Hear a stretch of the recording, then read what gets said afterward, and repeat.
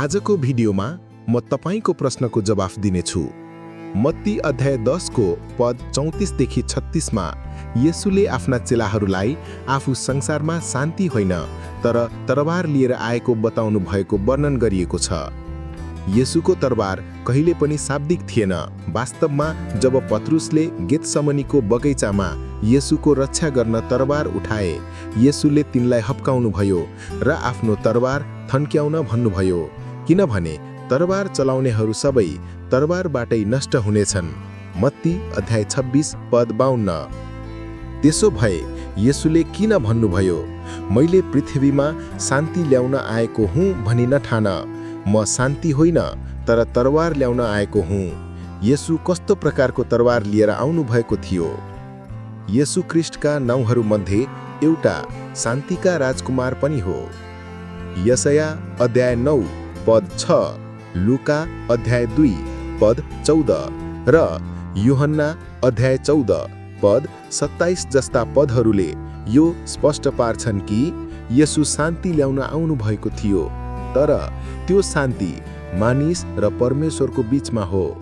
जसले परमेश्वरलाई र येशूद्वारा मुक्तिको एकमात्र मार्गलाई इन्कार गर्छन्, उनीहरूले आफूलाई सधैँ परमेश्वरसँग युद्धमा पाउनेछन्। तर जो पश्चाताप गरेर उहाँ कहाँ आउँछन्, उनीहरूले आफूलाई परमेश्वरसँग शान्तिमा पाउनेछन्। ख्रीष्टको बलिदानको कारण हामी परमेश्वरसँग शान्तिको सम्बन्धमा पुनर्स्थापित भएका छौँ। तैपनि यो अवश्यम्भावी छ कि असल र खराब, ख्रीष्ट र ख्रीष्ट विरोधी, ज्योति र अन्धकार, परमेश्वरका सन्तानहरू अर्थात् विश्वासीहरू र शैतानका सन्तानहरू अर्थात् जसले ख्रीष्टलाई इन्कार गर्छन्, को बीचमा द्वन्द्व हुनै पर्छ र यो एउटै परिवारभित्र पनि हुन सक्छ र हुन्छ, जहाँ कोही विश्वासी हुन्छन् र कोही हुँदैनन्।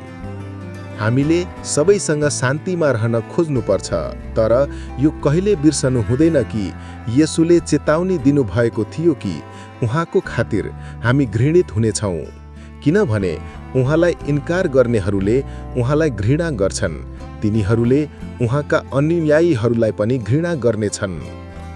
मत्ती अध्याय 10 को पद 34 देखि 36 मा येशूले भन्नुभयो कि उहाँ यस समयमा पृथ्वीमा शान्ति ल्याउन होइन तर तरबार, एउटा हतियार जसले विभाजन र अलग गर्छ, लिएर आउनु भएको थियो। उहाँको पृथ्वी भ्रमणको परिणाम स्वरूप केही छोराछोरीहरू आमा बाबुको विरुद्धमा खडा हुनेछन् र मानिसको शत्रु उसकै घरको सदस्य हुन सक्छन्। यो किनभने ख्रीष्टलाई पछ्याउने छनौट गर्ने धेरैलाई उनीहरूका परिवारका सदस्यहरूले घृणा गर्छन्। यो चेलापनको मूल्यको एउटा भाग हुन सक्छ, किनभने परिवारप्रतिको प्रेम प्रभुप्रतिको प्रेम भन्दा ठुलो हुनु हुँदैन। एक साँचो चेलाले आफ्नो क्रुस बोकेर येशूलाई पछ्याउनु पर्छ। उसले पारिवारिक घृणा मात्र होइन तर मृत्युको पनि सामना गर्न इच्छुक हुनुपर्छ। जस्तै एक अपराधीले आफ्नो क्रुस बोकेर आफ्नो मृत्युदण्डतर्फ जान्छ। ख्रीष्टका साँचा अनुयायीहरूले यदि हामी उहाँको योग्य बन्न चाहन्छौँ भने हाम्रो जीवनमा भएका सबै कुरालाई, हाम्रै परिवारलाई समेत घृणा गर्ने हदसम्म त्याग गर्न इच्छुक हुनुपर्छ। यसो गर्दा हामीले येशू ख्रीष्टलाई सुम्पिदिएको हाम्रो जीवनको बदलामा हाम्रो जीवन फिर्ता पाउँछौँ।